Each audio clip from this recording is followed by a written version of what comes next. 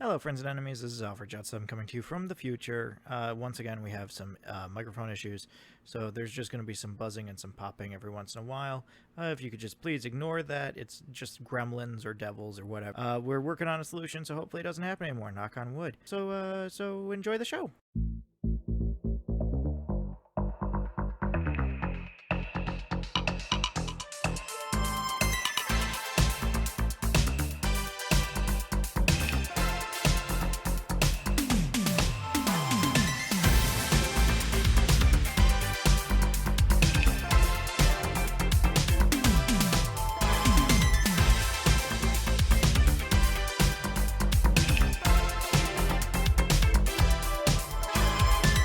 Ladies and gentlemen, boys and girls, welcome to a belated episode 138 of NerdPod Generations. As always, I am one of your illustrious hosts, Steve Taylor, along with the lovely Al Jetsam. Hello, sir. Hello, friends and enemies. So sorry about last week, folks. It got a little crazy at work, and typically we record on Sundays, and I worked a rare Sunday. You worked a double. I ended up being there forever. Yeah. Don't feel bad for me. It's time and a half, so I worked a 10-hour day, time and a half. I'll take it. That's why we didn't record last week. We are back this week with a whole ton to discuss. We have a lot to go on.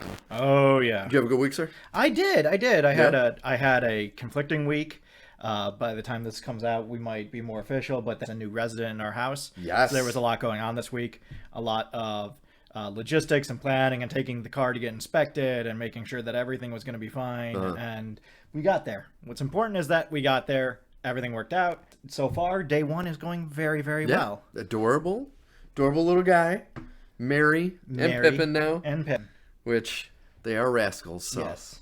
So, but yes, it's been Nice. a time. It's been a time. How about you? How's your week been? Crazy. Work. Yeah. But this is the end of a 3-day off in a row stretch. So Oh, that's nice. I feel relaxed. Yeah. I'm still sore from a lot of things, but I feel extra relaxed, and I get a nice back to my normal routine next week of I'll work Monday, Tuesday, and I get Wednesday off. So I got 2 days, I get another day off. So I'm like, all right, I feel nice and relaxed. I had a double batch of gummy last night, so I had a very well. I slept like a baby. Bet you did. I don't even know what happened in the world while I was out because nothing woke me up. It was great. Meanwhile, I was just so exhausted from driving that I'm sitting there trying to rewatch the movie for today. And I keep on which is like a movie that when you wake up, I've seen it before, so I've seen it once, so it wasn't like a big deal. But every time I would wake up, I'd be like, huh? Oh yeah, that's happening. Yeah. We'll get to it. That was a heavy movie to have that. Last night I was doing the same thing too. That's My Boy, the Adam Sandler comedy with Andy Samberg. That one I didn't really get upset if I missed anything. It didn't really matter. No, it didn't matter.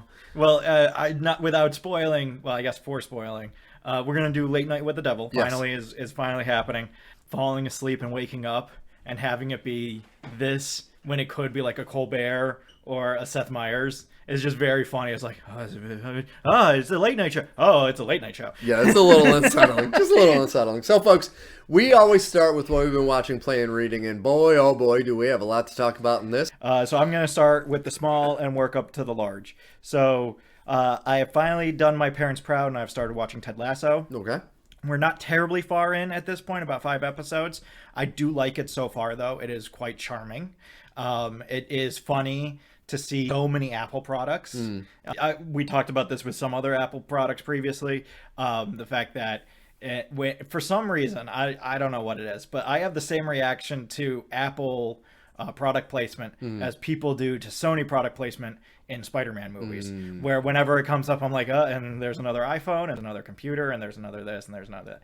Now, the plot hasn't been saved by anybody's iPhone yet, so that we haven't crossed that Rubicon. Which I'm wondering if Killers of the Flower Moon, if they got away with that, but just having people eating apples throughout the thing. Yeah, there's no technology. They were way ahead of it. They should have, if anybody should have invested, they should have invested. Yes, anyway, the premise is very simple, right? The basic premise is just a woman's philandering husband who owns a Premier League team, a top tier Premier League team, as it turns out. They're not great, but they're in the top tier. They're not like, when they talk about relegation, they're getting relegated down to like second tier. They play like these big teams and all these other things, and she's trying to drive them into the ground as a final fuck you to her husband who cheated on her. And the way that she has decided to do this is to get basically an arena football coach to coach the team. And it's just so weird when they tell you, like, oh, it's American football. He's an American football coach. But, like, American football, not like an American football, but American football. And I was like, oh, okay. That's interesting. And it's Scott Van Pelt, so I know it's not like a miscommunication or something. I know that's weird. And I get it. Like, that's the central premise of the show. But, like, still, it's... See, I gotta say, off that description, I've heard this before, and you kind of just solidified it. They really leaned in with Major League. I don't know if you remember that movie, the baseball movie. I've never seen the whole thing. I've seen a lot of clips, but I've never seen the whole thing. It's this woman whose husband dies, and she wants to move the team, so she decides to run the Indians into the ground by bringing in a terrible manager and a bunch of crappy players. And that sounds very similar. Well, funny enough, quick tangent, that's actually happened in the MLB this season. Like, for real. Oh, with the Athletics. The Athletics. We're no longer the Oakland Athletics. They are just the Athletics. Although, I can't remember who it was. Someone suggested they should be the California Athletics. I think that's better than nothing. True. You can't be Sacramento because you're not staying, and it's too early to be Vegas. So, California Athletics. You have the California Angels. Now we have the California Athletics. But... as a person who's kind of a more passive athletics fan, I like seeing them succeed. And my family used to live in Oakland, so like there's a lot of weird ties back to Oakland for me. I find it so funny that you have apparently this season where their pitching has been very, very good. And the team is just being ramshackled by the owners because the owners are angry at the city, because the cities are angry at the owners, and the fans are most angry about all of this. And meanwhile, the team's actually not doing terrible. I think they're third in the West right now out of 5. That's not bad. That's not nearly as bad as it could be. So, but I've seen that a lot of just like, you know, the movie Major League, it's actually happening this year in real baseball. So that's funny. Which funny you said that. My good friend lives in Chicago. He went to a White Sox game and showed his pitchers. And I looked at the pitchers like, so you're having a good time. What about the 5 other people there? Because it's potentially the worst team in the history of baseball. And there's no one there. There was like 7 people. I heard that they had 27 runs scored on them in 2 games. Yes. That's insane. They're That's terrible. Insane. One of the things I have been doing is baseball. I've been trying to catch up on it. There's a whole story with me and the Yankees that I'll go into another time. Ted Lasso is very interesting. I like that you basically have that, like, it feels like one of those college football movies, you know, where you have a college team or a high school team, and there's the coach that motivates everybody, and there's the coach that actually coaches the team. That's this. So you have Ted Lasso as the great motivator of all these people, and he's trying to bring all of them together. And then you have Coach Beard, who is my favorite character on the show, who doesn't say a whole lot, but knows everything. Okay. And so, like, when they're first hired, he's brought along and he's reading all these books on soccer, on Premier League soccer and how it works and all these other things. And so he's just constantly correcting Ted Lasso on little things like, it's not a field, it's a pitch. They call it a pitch. It's not practice, it's training. So That's like it. It's interesting. I like it. I like the characters. Okay. It is one of those shows that's about a sport that has none of the sport in it. So you'll hear about them losing 4-1, but you won't see any play. You'll hear this big deal about them playing Crystal Palace. We won't see any of that. You hear about them coming in at halftime, down 2. We don't see the first half. We just see them coming into the locker room angry about how they're losing in the half. So if I had a comment, that's one of those things. That's one of those things that makes a sports movie a great sports movie and a mediocre sports movie a mediocre one. Is a great sports movie will show you the sport in action and have it be believable. And so I'm thinking, like, Remember the Titans, where you really feel like you're in the trenches on things, as opposed to something like Any Given Sunday, which I feel like got a little like Oliver Stoney. I do like this show. I want to see where it goes. I find all the characters charming. I like that there's not the usual, like, 1, 2, 3 system of Ted is going to fall in love with the owner, or Ted is going to fall in love with the best player's girlfriend who's breaking up with him. And I'm hoping it doesn't go there. So far, it hasn't gone there, but there's 3 seasons of this show. I've been told by reputable people, also known as my parents, that the show never gets away from its charming elements. And if that is true, then that's one of those elements that I have to assume is continuously there, because I do feel like if you added a romance like that, it would take the shine off the apple for me a little bit. But I like it so far. It's pretty good. Next thing I wanted to touch on is I finished rewatching Last Airbender, the animation. Okay. Very good. This isn't necessarily a critique on anything in there. I think it's still a lot of fun. There are a few moments in rewatching it where I was like, but why does that happen and nobody cares about this? Why is this? But, you know, very minor things. Things like how it's supposed to all take place within a year. And you're like, I don't know. The math on this doesn't make any sense. But then you get into the weeds about what's a year on this planet versus... Anyway, the reason I want to bring it up is because we have talked at length about animation stuff. Anybody who wants to, go on YouTube. I just posted all of our DC conversation, except for maybe a few smaller segments here and there. Okay. But all the full segments, they are now on YouTube if you want to go back and listen to us talk about animation. But what I found interesting about this was looking at the people that have worked on it. So you have like the creator, right? And he's done all of his things. Let me make sure I get his name right. Michael Dante DiMartino is the creator of the original show. So you have him and his team. But interestingly enough, you have directing a bunch of episodes, Dave Filoni. Really? Of Mandalorian fame. And John Polito plays several characters in the show. I never knew that. James Hong plays several characters in the show. And who is the voice director of all of these people? Andrea Romano, who does all of the DC animated shit up until about 3 years ago. That would explain why because the one thing the DC hits with all of its movies is typically the voice work is strong. And the voice work here is so good. Yeah. Top to bottom, there's never a moment where the voice work is bad. It's always really, really good. So it's just so fascinating to go through the credits. And like, I had been pausing through the credits, right, because I wanted to see who the cast members are. Things I'm like, wait a minute. That's why this show is so good. Yeah. Because it's not just the creative minds behind it, but the wealth of knowledge that they're bringing to this. I never knew Filoni was part of that. I didn't either. That blows me away. I did not either. There were a lot of moments where you're like, you know what? Now that I think about it, the fights in this do kind of have a Jedi feel. Yeah. Like you can see this kind of graduating into a Star Wars style fight with a lot of acrobatics and flipping around and everything. Not classic Star Wars, but like new Star Wars. Yeah. I found that very interesting. It's of course a great show. Anybody who hasn't seen it, what are you doing? You got to see it. If you've watched the Netflix show and you haven't watched the cartoon, I don't know what's wrong with you. Which I did start the Netflix show finally. I'm slowly making my way through. I got 2 episodes in and I was like, I think I said this on the show previously. I watched the first episode. I was like, wow, this is a lot better than I thought it was going to be. I still have a few notes, but overall pretty good. And then I watched the second episode. I was like, I'm a little nervous. Yeah. I've only made it through the first, but you're right. It started strong, but even by the end of the first, I was like... There were moments that paid off, especially with Qatar, where I was like, okay, all right, I'll allow this. But... I was getting a little Shamalama Ding Dong vibes, and that worries me. There's just something about it being an animation, and we've talked about this with a lot of things. There's something about animation that just lends itself to the style of the story. Yes. And I don't know what it is. I'm sure you could do some kind of analysis where you look at something like Chinese wire work and Crouching Tiger, Hidden Dragon and the movies of that era where that was so big, and The Matrix, and why that works in some settings, but like an action movie that does that kind of stuff, if it doesn't do it well or doesn't do it in the right way, it doesn't work, or why an animation does it better than both. I'm sure there's a reason about believability and practicality and being able to refigure how your brain is associating it, because if something's live action, then your brain automatically starts associating it in a certain way, whereas if it's a cartoon, you come in and you have different preconceived notions of the physics and whatnot.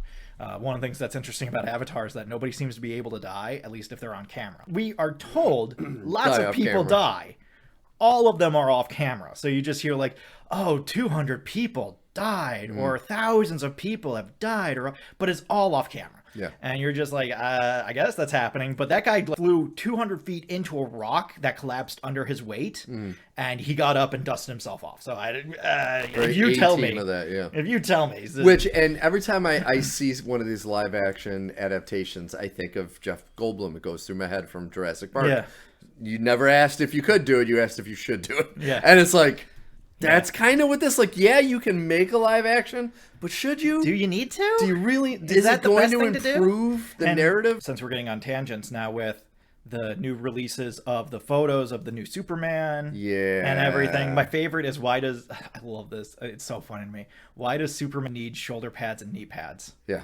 You know, it's an excellent question. I don't have an answer for you. I think that's just someone trying to break up the colors on the costume, and that's why we have piping. Yeah. You pipe in other colors, and then you can break up without putting in padding. And he's literally Superman. Yeah. He doesn't need that. And it's cringy as classic spandex suit of Christopher Reeve is. That's legitimately all he needs. Yeah. It's just a spandex onesie, and he can kill everyone. Yeah, no, it's true. And so I still love the idea that if James Gunn was actually serious about this, I would love to see him take the DC animated studio and give them the kind of budget and time of a live action production, but still have it be animated. Yeah. I want this to be animated. I think the universe will work better if it's animated. Because you would think at this day and time we've gotten past this, the whole animations for kids. You think so? You would think There's so, still a but lot of people kind of the over 60 crowd still seems to think that that's the case. Yeah. But anybody who's watched an episode of an anime, anybody who's seen a beach episode of an anime, you know that animation is not for children. Yeah. Not necessarily every time. Not everything is Peppa Pig, kids. Yeah. Okay? And every anime has one. Even Avatar has a beach episode. Yep. Every anime has a beach episode. Why? I don't know. It's very strange to me. Anyway, we're getting way off topic now. So the last thing I wanted to touch on was that I have been playing the New Game Plus of Spider-Man. Okay. And that is really fun. You still level up. So like you max level in the base game at 60 and you can't level up anymore. Okay. Once you start New Game Plus, I think there's 10 levels that you can unlock. Okay. And they unlock more suits and stuff. So there is still stuff. You're actually still So New Game Plus, you're just restarting the game. You just restart the story with all of your stuff. Okay. So all of my skill trees are all set. I have all of the suits and everything unlocked. I have whatever tokens I would finish the game with. And I just have to recollect everything and do the story again. Playing through the story, you still have a lot. I'm starkly reminded that the beginning of this game has a lot of non-Spider-Man content, which I get it. You guys are trying to break up. You don't want everything to just be this one thing. And Peter is a complicated, dynamic character who deserves time on his own. But there's a lot of bike ride here. Like a not insubstantial amount of I kind of remember that beginning when we did that. And I'm just like, wow, we're still doing this, huh? Okay, all right. Well, I thought we were going to be done with this, but I guess not. I guess we're going back to this well. Sure, we'll go all the way around Coney Island, I guess. Because that's something we might as well do. It's interesting because you stick a lot of really fun Easter eggs in there. You have Speed Demon is the name of the roller coaster, and Big Wheel is the name of the Ferris wheel, and there's a rocket racer. And so you're like, oh, okay, these are all like D-tier Spider-Man villains. You're like, okay, all right. Cool. At the same time, there is definitely like a sense of like, okay, all right, what are we doing here? There was at one point where I was just fucking around, and so, they want to make it interactive. So you can move the controller, do things, press buttons, and you'll like wave your hands or shout or whatever. So I'm only doing it at the times where I shouldn't doing it. And when we get to the top of the roller coaster and start going down, hands down, straight up, just no expression. Nope, because it's like, if you're going to make me do this. Yeah. And I say make. You can activate and immediately deactivate. But I still have to like click through everything, right? I still so do you think this is them just padding the game so they can say, oh, it takes 100 hours to beat? I don't know if it's specifically padding the game. I think it's an attempt to make the game more dynamic than just beat 'em up. So now you have something else to do. I got you. And, there's character development snuck in there. So you have little things like Harry doesn't want to go in the dunk tank, even though he used to love dunk tanks when he was in high school, because he spent the last 5 years in a tank. So he's kind of a little upset about the idea of going on a dunk tank. Like, I feel like this should be more dynamic. There should be more things happening. I'm still a little annoyed that you can't go back and look at some of the things you unlock. So as with the first two games, you have two different podcasts the J. Jonah Jameson podcast, which I love, and this other podcast by like a Spider-Man proponent named Danielle. Okay. Each have different takes on the same things as the game is going on, right? They're talking about what just happened, what mission you just finished, but with two different takes on what's going on. They play on their own as you're going around the city. If you start anything, whether that's crime or a mission or pick up a item that unlocks a speech of some kind, that podcast stops and there's no way to listen to it. Oh, and that's so dumb. Yeah, there used to be. You could listen to every podcast from the J. Jonah Jameson podcast in the first game. Yeah. Not anymore. You can't do that. They got rid of that. Oh, well, that's stupid. And so there's a few things like that where I'm like, I was really hoping that New Plus would fix this. It didn't really fix it. And so this is still a stick in my craw of like, all right, it's fine. Is it a big deal? It's not a big deal, but it's annoying. It is definitely annoying. But I also still love this game for some of the adaptive choices that they made. I didn't go into how, spoiler alert, Peter becomes anti-Venom at the end, so you fully like jump over Eddie Brock's entire thing.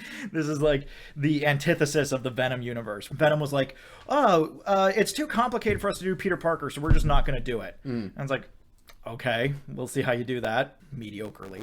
Yeah, it's not great. And this is kind of them being like, could we do Venom without Eddie Brock? It's not bad. I like it. I think it's Tony Todd plays Venom, like does the voice of Venom. Oh, that's awesome. And it's really good. Okay, that's awesome. It's really, really good. There's a lot of the Venom elements that I do really, really like. It's one of those things where when I'm playing through, I kind of have conflicting feelings about like, in the scope of the game, how does this work? What's the mechanic of this within the plot of the game? And then the more I think about it, the more I'm like, no, you know what? That actually does work. That does make sense narratively with what's happening. And so the only thing is, since they go through the whole process authentically of how anti-Venom is created in the comics. Anybody who doesn't know, anti-Venom is basically Eddie Brock gets cancer from having the symbiote. He gets brain cancer, I think. And he is going to die. And so he starts craving the symbiote.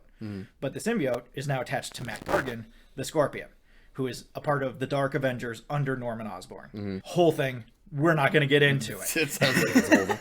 As a part of the fight, Mr. Negative charges part of the symbiote. Okay. Mr. Negative can basically take positive energy and turn it into negative energy. So the symbiote is all negative energy, so it becomes positive energy. So when it reattaches to Eddie, he becomes anti-Venom. Okay. And he can basically heal anybody who's affected by symbiotes on a cellular level. He also has one of the greatest healing factors in the entire Marvel canon, to the point where he can pretty much cure any disease. And I bring this up because at the end of this game, Harry is still in a coma because they don't know how to heal his disease. So you have anti-Venom here. Yeah. And you have Harry being affected by the Venom symbiote. And you have all of the everything that goes into those two characters reflecting each other. But anti-Venom can't heal Harry of his disease? Why? But why? That doesn't make any sense. It sounds like it's a cop-out. Cop-out. Narratively. A narrative cop-out. They need a reason for Norman to be pissed at Spider-Man, so the next game they can introduce the goblins and all that. Fine, I get it, but like narratively you have to make that make sense. Yeah. Whether it's that Pete gets rid of the costume or that for some reason it doesn't affect it. Now, also, I will also give them this. These are all complaints from somebody who read the comics. None of this is brought up in the game. Okay? There is no big healing factor thing in the game to the degree that it is in the comics. So it's just omitted, right? So it's not like they imply that it could happen and then it's not done. They don't even talk about it. It's not even an option. It's not on the table. So as a comic book fan, I'm sitting here like, but it should be, because you have everything else here. You even have Mr. Negative turning, like, you have everything here. What's the point of having everything here if we're not going to do the whole damn thing? But at the same time, I also look at Marvel adaptations as a whole, and I'm like, God, this is still 10 times better. Still so much closer to what I want. I think this thing has sold 20 million games, so you got to figure 18 million of those people are like, oh, I have no idea about the fucking healing factor. Exactly. So, it in the grand scheme, we always go back on adaptation to how it affects the public persona of this story, right? Because that's the biggest complaint that we have when it comes to bad adaptations. Is we're taking the most public identification of this story and warping it to now become this other thing. So now Wolverine is 6 feet tall and nobody blinks an eye. Yeah. Everybody should be very concerned about this. This is very strange. If we're going to do an adaptation, I'd like to get as close as possible. This is extremely close. Yeah. And so it's a little frustrating to be so close and still not get there fully, especially given the circumstances of what's happening. You're just kind of left being like, but it doesn't make any sense. Except that in this universe it does. But it just feels like a cop-out. It's like the TVA. You're like, oh, so this is how everything's going to happen. Yeah. Thank you for taking this seriously. I really appreciate it. But it's not that bad. Yeah. Well, that's good. Yeah. That's positive. Hey, as long as you have fun. It's a good game. You know. I will say them offering it for free is a little bit of a kick in the teeth. But Oh, they're offering it for free right now? I think so. For a limited time, I think they have like a free or a significantly discounted option on it. So it's fine. Yeah. It's fine. I'm also still angry that you're not doing DLC and that you've been very hot and cold on whether you're going to continue the series and that you got rid of the multiplayer functionality. I think that they have to continue. They have It to. is easily now the most popular. It's above God of War. It's above, who knows if they'll ever make another Uncharted or Last of Us game. So it is their number one franchise right now. And I want them to lean into it because they are so good. Insomniac, for the issues that I have in terms of like the narrative play out, bike riding, taking care of bees. There's a lot of bee care at the beginning of this game for some reason. You have to mix the genetics, a lot of flowers. There's just a lot of these little mini puzzles, but kind of just feel like you said, filler. They have some of the best Easter eggs ever. From in the first game when you can find the Wakanda embassy in New York City. Like, it's one thing to find Avengers Tower. And then there's the raft. And you're like, oh, this is so cool. And you find the Sanctum Sanctorum. Oh, shit. That's fucking awesome. Oh, fuck. And then you find the Wakandan embassy. Oh, my God. There's everything here. They added even more. That's so I was awesome. swinging around. I'm trying to find something. I decide, hey, that's a tall building. I'm going to climb to the top of that building. I'm going to look around. I'm trying to see. I'm looking around. Why is there a giant...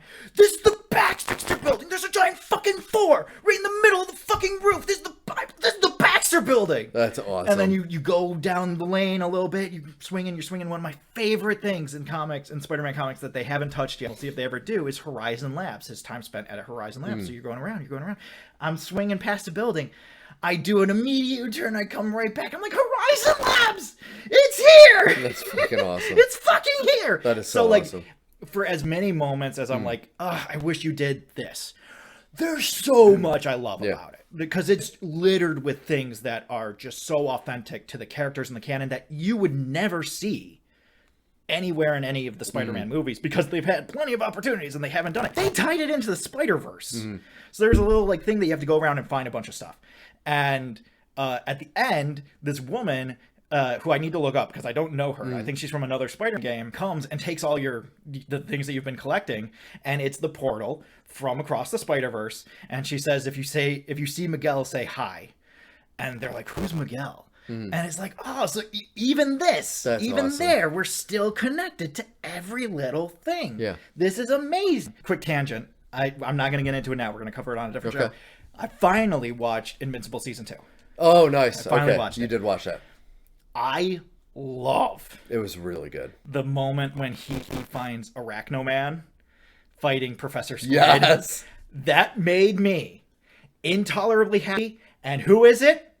My boy, Josh Keaton, doing the voice. Yes. Fuck yeah. No, that second season was pretty good. It was really good. It was really good. I really enjoyed it. But going back to the video game, Sony needs to continue it for two big reasons. One, this current week, there's a lot of talk. Xbox has been closing a lot of companies, and they're struggling right now to even get any exclusives out. Really?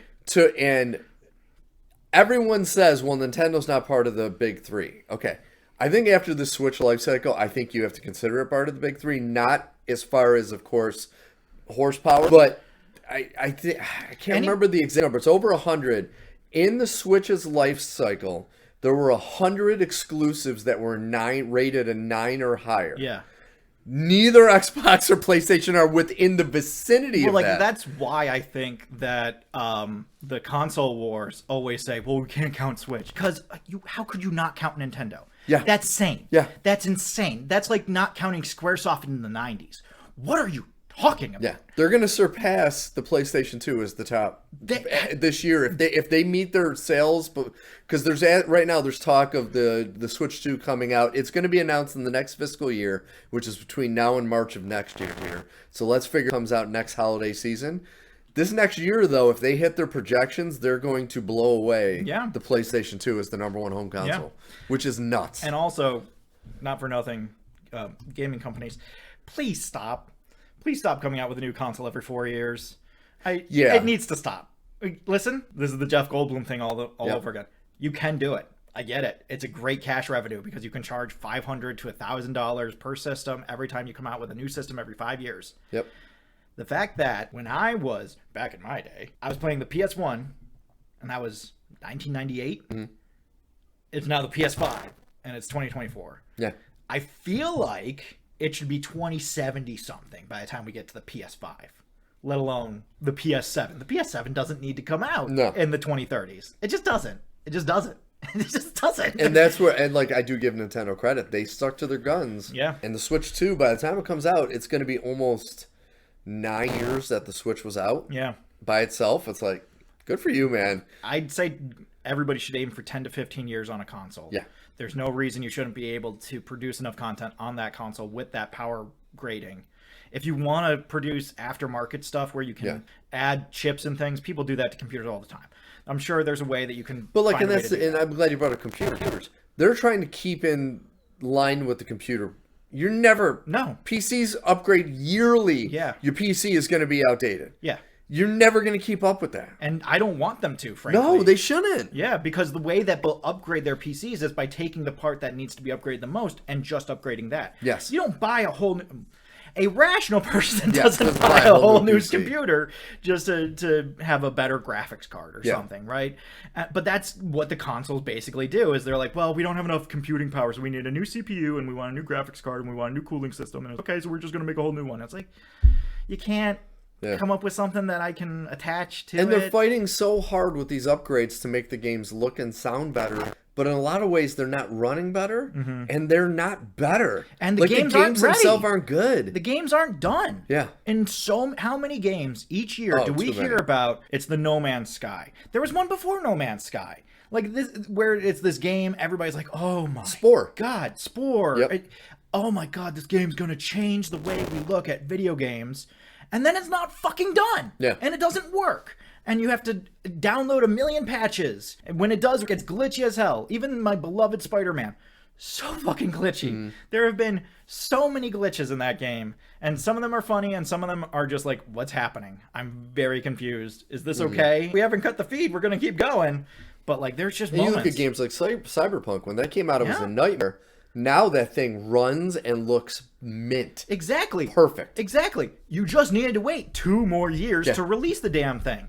I don't know if it's about not getting the hype train rolling too early or if it's something else, but I am not impressed. I think a lot of these companies are just getting over their skis. Where it's like, dude, if you're these large companies, put out 1 or 2 massive AAA like titles a year. Yeah. And then fill it with, like, part of the reason why the Switch was so successful is a lot of their games that were 9 and above were not difficult games in today's world to program for a system.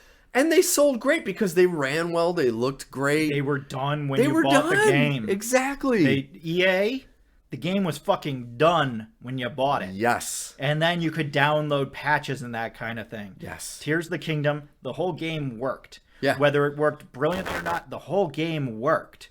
And then you could download patches to get rid of glitches and that kind of stuff. Exactly. The game has to be done, guys. Yes. And if it just keeps on getting postponed, then it keeps on getting postponed. Yeah, that's what they did with both Zelda games. And what happened? They sold over 20 million each. Yeah. It's like, if you put out something quality, take your time, man. It's the exact same argument people had last year when Across the Spider-Verse came out. And they were like, oh, the movie's not done. And then Sony was like, oh, we can get it done by March next year.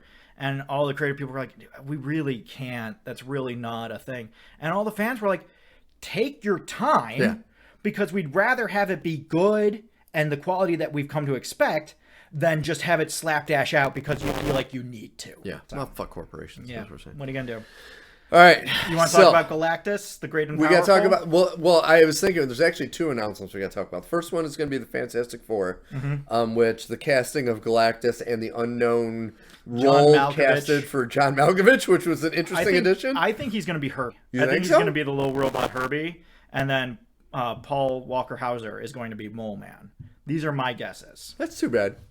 You don't think so? No, I mean I could see it. Yeah.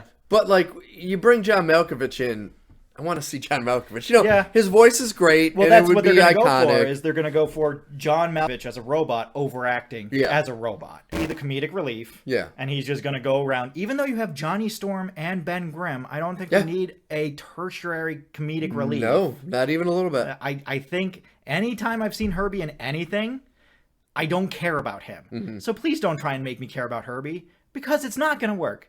Better creators than you have tried. All of them have failed. Because he's Herbie.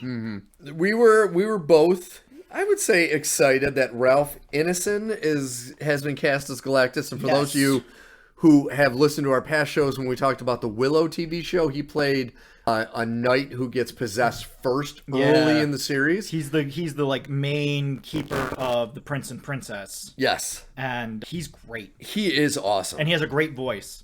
Yes. He has a great voice and a great presence. I think this is much better than Puss in Purple Boots that we had been promised previously. Yeah. With Antonio Banderas playing Galactus. And, you know, I'm glad they got rid of... I have nothing against Antonio Banderas, but I don't see him as Galactus. No. You know what I mean? This has been the thing with all of the Fantastic Four stuff. And I don't know if this is a Marvel mixing their paints thing, or if this is fans on the internet trying too hard to try and get hype trains going. There have been so many false starts. I've watched enough football to know. When you have this many false starts, there's a problem. Who's going to be the Fantastic Four? Oh, it's going to be John Krasinski and Emily Blunt. And nope. Oh, it's going to be Matt Smith. Nope.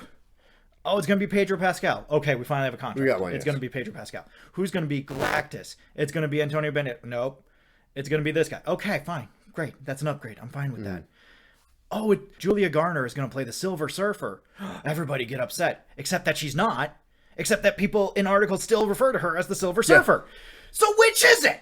Is she going to be Shia LaBelle, or is she going to be the Silver Surfer Norrin Rand? Well, and that's where the incompetence of media who want talk about pop culture but have no idea about it will say, oh, she's a Silver Surfer, but then you read the press releases, she's not. Yeah. The Silver Surfer's gonna be in it. It's his wife from the comics. It's like, all right. So who is it? You Who's can't just actually keep gonna going be? back and forth on this shit, guys. So, like, this is my thing. It's just I'm looking at this, and Marvel doesn't have a lot of money in my tank anyway. No, very little. And so looking at this, I'm just like, oh, boy. And there's a long road to go. Like, they keep announcing these castings. It's like, getting the Fantastic Four on screen is a lot. They keep on announcing castings, and then it turns out that casting, not true. Yeah. And now there's a new person cast, but so him, also not true. Yeah. So there's just going to be a point where I'm like, oh, you remember when Paul Walker Hauser was going to be Mole Man instead of Josh Gad? Also, if you're going to do Mole Man, please be so smart about how you do Mole Man. Don't just make him a little weird, creepy fat guy who is just perving on Sue Storm. I'm begging you. Yeah, don't make him the Underminer. Begging you. Because, you know, they so want to make him the Underminer from The Incredibles. This is what I'm waiting They for. want it so bad. How is this going to work? Is this going to be a joke, or are you going to be serious about this? Because nobody has been able to crack this nut. I genuinely want to see someone do it well. Yes. I can't tell from your I don't know. inferences how seriously you're taking this. I can't tell. And, like, for me, now that you have this quality actor, who's a very imposing guy, he's a big dude, I kind of would like there to be, like, motion capture or somewhat realistic with, like, maybe forced perspective filming to where you can actually have him in a suit. I think he could easily play off the part in a big suit and then do the forced perspective thing. Yeah. I mean, they did it in Lord of the Rings. It fucking worked. I mean, if you change his face so it doesn't look as human without going full Dormammu, because, like, that's the thing that gets me about Galactus now, right? It used to be that Galactus's approach to eating planets was like eating potato chips. It was just literally popping them in his mouth. I was like, this is kind of dumb. And then it became that he drains all the energy out of the planet and leaves it as this dead husk. Oh, okay, cool. That's much better. I like that. Big man, blue suit, purple accents. Now, I'm not opposed to doing this. But how we're going to do this is going to be incredibly important. Yes. It cannot be a cosmic cloud. We know No, this. that can happen. We know this now. We knew it then, but now we definitely know. He has to have a humanoid form. It has to have a form of some kind. Yes. But what does that form look like, and how humanoid is it going to be? Because I would argue some of the things that make Galactus kind of silly is that he looks like a giant man. I think if he... That is true. I think if he didn't have a human face... If he was still humanoid without a human face, or like it was just like this black, empty nothingness, like stars in part of his face with eyes, with the classic Galactus square iris eyes, that would be better than having this white guy chiseled chin. But see, like that's where with this whole thing, like me growing up, that's what I saw in comic books when I read it. So part of me is like, yeah, it might be goofy, but that's what that's what you want. That's what I want. Yeah. That's who I want. That's what I want to see. Especially knowing now they got this actor that could physically pull it off. And like you said, with the voice, and he has a very unique face, that if they just can find a way to manipulate it a little bit and make it look a little alien, I would be okay with it. I mean, I agree with you. It could look campy and goofy. So yeah, they have to really figure out a proper way to do it. If it does look campy and goofy, you cannot acknowledge that it looks campy and goofy. The last thing you can do is have someone joking about how dumb it is that Galactus looks this way. Yes. Because that will fully undermine everything. I can see why they would do that, because this is how Marvel does things. They take something that's campy and goofy that comic book people love, and then they trash it. They say, how dumb is this? But we're going to do it anyway. Don't worry, it's fine. Well, when you did Batroc the Leaper, no one stopped and was like, oh, that's Batroc the Leaper. And then you had this whole thing about him jumping on people. Yeah. You had Batroc, and he kicked people really hard. And it was great. It was fucking awesome. So, like, how you approach this within the film is even more important than narratively. See, the thing I'm hoping that's going to help with this is it's come out this week that Feige's admitted that Marvel's in a tough spot right now. You think? And then Chris Hemsworth's come out and said, yeah, I really dropped the ball with Thor. I really appreciate that. That was incredible. Yeah. Like, he even knows Thor Love and Thunder was horrible. The thing is that everybody agrees, Thor Love and Thunder tried to be too funny. Yep. All it tried to be was funny. It never tried to be anything but funny. And so if you didn't find the bits funny, you didn't like the movie, because the movie was the bit. Yeah. And it's like, oh, okay. And it wasted a great performance by Christian Bale. It wasted a great performance by a lot of people. Yeah.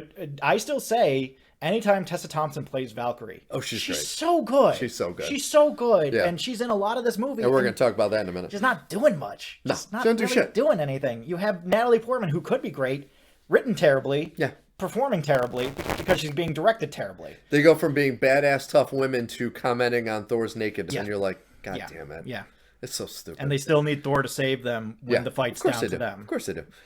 We need to also mention the announcement that they are making a new Lord of the Rings movie. Yes. Lord of the Rings, The Search for Gollum. Yes. Which is being written and produced Peter Jackson and Fran Walsh, and being directed, and the lead star is Andy Serkis, as of right now. Yeah.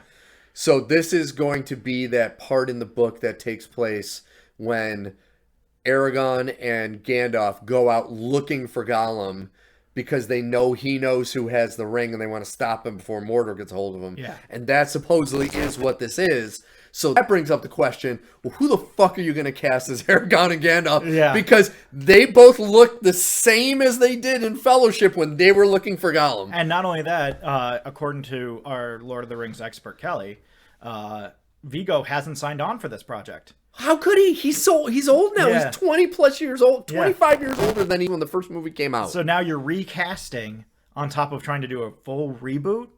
I don't know, guys. I think Sleeping Dogs lie at this point. But I don't know how this could be a reboot. Like, this is an addition. This is kind of like what they tried to do with The Hobbit poorly. But this is what I'm saying. What makes you think that they looked at The Hobbit and they said, we can make an entire franchise out of this children's book? What makes you think that they aren't going to look at this one passage and say, we could turn this into a 3-movie franchise? See, I think the problem with The Hobbit is I don't know if it was I think it was the studio that really pushed for a trilogy. Yeah, well, originally Del Toro was going to do it and be 2 movies. It was going to be 2 movies, yes. I think the studio is going to have less of an impact on it because they see what happens when even though all 3 Hobbit movies made gazillion dollars. They Yeah. were all very successful. Yeah. This is a singular movie. I have faith in Andy Serkis as a director.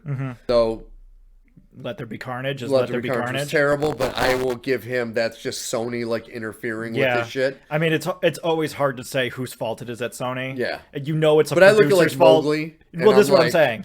Is okay. like when you see a creative person come into Sony and then they make a bad movie, you're like, now was it the creative person or was the production? See, I'm thinking it was Sony. So It's I'm hoping almost always the production. I'm hoping that you have Peter Jackson and Fran Walsh not getting over their skis like they did with the Hobbit trilogy, where Peter Jackson should never have directed it. He should have just found a different director. They should never have put it to 3 movies, and now they've learned from those mistakes, and they're going to just put all their focus into making this great as the first 3. Yeah. That's my hope. I am terrified. I don't think it's going to work. I am extremely pessimistic. I don't think it's going to work just because of the casting. Well, not only that, according, again, to our expert Kelly, there has already been a version of this story out online as a fan film. Yes, that got taken down and then extremely put back good. up. Yep. And that now, I guess, WB is trying to post a cease and desist. Well, they had, as of what I had read last, they had posted it and it was taken down, but then it was put back up.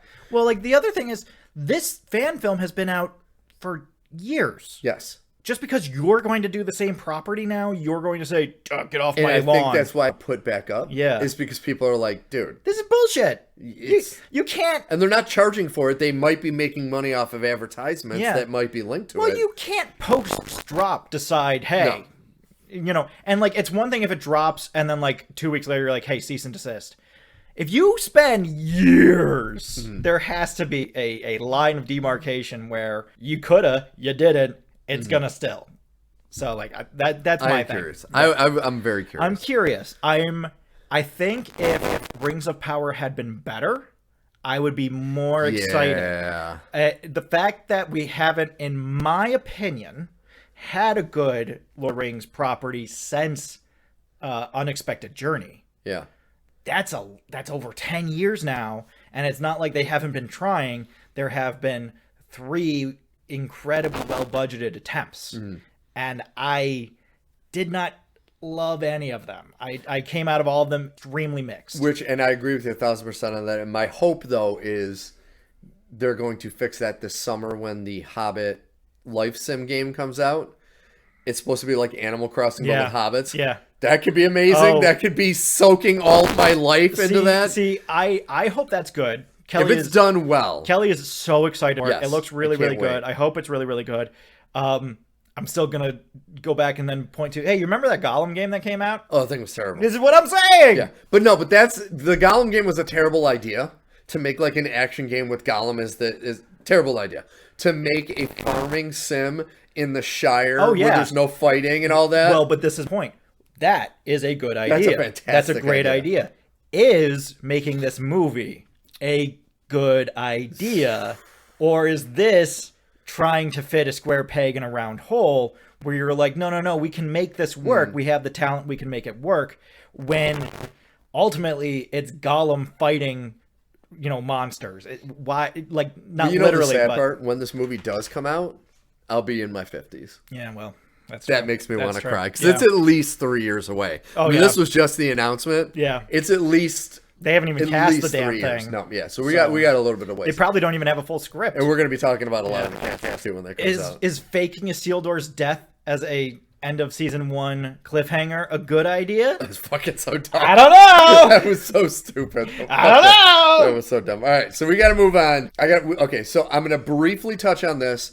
My son and I have been watching Knuckles, which is the Paramount Plus, I think it's 9-episode series based on Knuckles from the Sonic and the Hedgehog movies, voiced by Idris Elba, which is great. And I got to say, it is, especially if you're a fan of the movies, it is really well done. It is they're short episodes, but they're funny. 30 they minutes, have good 15 about 30 minutes. Okay. They're funny, they have good action sequences, really entertaining, great for kids. They have an episode that's like a rock opera, and it's fucking awesome. Like, it's because it revolves around I'm losing on his name right now. I'll have to look it up. It starts in Green Hill. Oh, fun. And in the first 2 movies, James Marsden's character police chief, and his deputy is Wade Whipple, who's just like bumbling guy. This movie revolves around Wade Whipple wants to go to Reno, Nevada to be in a bowling tournament because his dad, played by Carrie Elwes, who's awesome, really hams it up, kind of like Bill Murray and Kingpin. Yeah. His dad abandoned his family, and so he really wants to go and outbowl his father and kind of show that he's a man. Okay, yeah. But he's a bumbling idiot. And his sister is a bumbling idiot in the FBI, so she's always like considering him lesser because she's in the FBI. And his mom is played by Stockard Channing, who's awesome. She's great. She plays this, this little old Jewish woman who you think is weak, but then you realize she's been taking Krav Maga. And so when the bad guys show up, it's her and Knuckles beating the shit out of him when the kids are not doing anything. It's pretty awesome. Tangent. Stockard Channing also plays another thing that I've been watching, Batman Beyond. She plays Commissioner Barbara Gordon. Oh, weird. In that. Interesting. For the first I did not season? know that. I think just the first season, and then somebody else comes in. But very interesting. Just throwing that. So it's pretty much his journey from being this bumbling idiot to going to Reno, and Knuckles is like his sensei who's trying to teach him to be a warrior. Gotcha. Okay. It's really entertaining. So it's another road movie kind of thing. It's so good, and you really don't necessarily have to see the movies. You just need to know that Sonic and Knuckles are on this planet now, and they're living together. Yeah. And Tails, and that's it. Yeah. And then you see Sonic and Tails in the first episode. We haven't the last episode's coming up. We haven't watched that yet, so I'm assuming you might see them again. But it's just so well done. A lot of the promos started with Sonic and Tails on a couch. They're about half in the first episode. Yeah. But it's really fun. So if you want to see a fun show and you like the movies, you'll really enjoy it. And go Paramount Plus. I'm still thumbs up for you, even though you might get bought out, which is terrifying. I credit where credit's due because they produced If, that John Krasinski Imaginary Friend movie, and Ryan Reynolds is in that. We have Mint, so Ryan Reynolds sent to all of his Mint Mobile customers, I think a free 6 months. Oh, that's awesome! Paramount Plus. And I was like, all right, yeah, cool. Dude, that's amazing. Cool. Yeah, go Paramount do Plus. It. All right, so two big things I have to talk about. First, we're going to save the best for last. So my son and our MCU journey. Yes. We've watched 2 more movies. We watched Thor Ragnarok and we watched Infinity War. Thor the Good Thor. I didn't like Thor Ragnarok this time as much as I did in the past. Uh-huh. I still love Jeff Goldblum. I have no problem with Jeff Goldblum. Because it's just Jeff Goldblum. Yeah. Like, he unapologetically is playing himself, but he's so fucking entertaining and lovable. Yeah. That I just loved every minute he was on the screen. The whole over-dramatized, like, the comedy's the comedy. Some of it really still lands, some of it doesn't. The over-dramatization of every action scene is so ridiculous. Like, they make such a big deal of every action scene where you're like, okay, I understand it. It's a big deal. There's a lot of posing. Oh, my God. I will never love this movie because of what they did to Scourge. I know. That was one of my things. They did to Scourge what they did to Thor Love and Thunder. Yeah. No, this has always been my thing, is there's a few issues I have with this movie. One, I think you need to have a better villain on Sakaar than the Grand Master. Yes. At least somebody that you can fight. Yes. There has to be a physical embodiment. Beta Ray Bill, Bybeast. We see so many people on that placard. Anybody. Literally anybody. Planet Hulk has so many things that you could be doing, and you're doing none of them. Thank you. Great. None of them? Cool. Quick tangent, not a big deal. I find it annoying that Meek and Korg have switched places. Yes. I don't like that. I don't like that either. It doesn't work. I think it would be funnier if Taika Waititi played Meek. Yes. And Korg was just the big silent guy. That was another thing, because if you watch even the animated Planet Hulk, Meek is the talker. Meek is the talker. He's the one. But Meek just becomes like this joke where it's like, what's Meek's gender? What Meek's pregnant? Meek's a teacher. This sucks. Yeah. This sucks. Especially since you already established Korg's people in Thor the Dark Thor. Yeah. So, fine. Whatever. These are nitpicky things compared to how does the God of Thunder get tased? Yeah. What the fuck is that? That's always been a problem. That was dumb. I've seen it more online now, and I'm like, this is only just bothering now? Yep. Really? Because this has bothered me the whole fucking time. Why is Scourge a joke? Oh my God. For the whole thing. And what makes it worse is not only is it a joke, you got Carl fucking Urban Urban to play him, and you're making him a joke. It's like, are you fucking kidding me? You have Carl Urban and Cate Blanchett working together, and this is the best you could come up with? This. And to be nitpicky, like you are nitpicky, the way he uses M16s from somebody who's used one, that's not how M16s work. That's not how that works. They're not fully automatic machine guns like that. Last of all, I hate Thor's just total ambivalence to his homeworld. Where they keep on saying that he's supposed to care and that he doesn't want Asgard to fall. All of his friends die and he doesn't care. Yeah. Lady Sif goes missing and he doesn't care. Yeah. Now remind me, did Scourge die at the end of this movie heroically? Yes. Okay. Because I was about to say she does a big spike through his chest. Oh, okay. Because that's, again, another stupid thing. Yeah. Where you're going to take a character that could be interesting, you turn him into a joke, and then you kill him off as a joke. What the fuck is the point of this? It made no point. And it's like Cate Blanchett was a real, like, I did like her performance. She gives a really good performance. Really good. And you could have put Scourge as her number 2, this is what I'm saying. A badass motherfucker like he is. He's a giant fucking guy. Yeah. He gives Thor a hard fucking time. Yes. And if you're going to basically rip off the Enchantress and make her Hela, combine them into one character, which is an interesting choice. Which is, I can live with it. It's fine. I'm not going to go into it. You know, it's a little gamey at times, but it's fine. It's fine. Whatever. Then why do you have Scourge? I don't get it. Because the point is that the Enchantress is a magician and Scourge is the muscle. Yes. Right? So if you have Hela be the muscle and the magic, then why do you need Scourge? Yeah. The Judeo-Christian artwork. Oh my What the God. fuck is this doing here? Why is this here? Why is this a thing? Just so many moments. Oh, you did Fenrir? Great. Awesome. Yeah. You still never did Balder, you idiot. So how am I supposed to be excited that you did Fenrir when you never did Balder? And Balder the Brave. Give me a fucking break. What are we doing? But like, and I agree with you. And the scene that really stood out to me is there's the scene when Hela first takes over Asgard and she gets confronted by the Asgardian army and she kills them all. It's like, that's when Scourge would step in and kill them all. Including the Warriors 3. Including the Warriors 3. Yeah. Which she quickly dispatches they 2 of them. brought Zachary Levi and Ray Stevenson to get killed in a second. Immediately. Like, not even putting up a fight. They don't have a line of dialogue. They don't raise their weapons. No, they both have like one line each. Okay. But it's a stupid like, hey, who are you? And Exactly. it's like dead. They're immediately dead. Oh, I was so mad. And it's just like, what the fuck is the point of this? Mad. And then Thor doesn't care that all of his best friends are dead. And that all of his people are dead and maligned. And he's just worried about Hulk and going up Satan's anus. Yeah. Cool.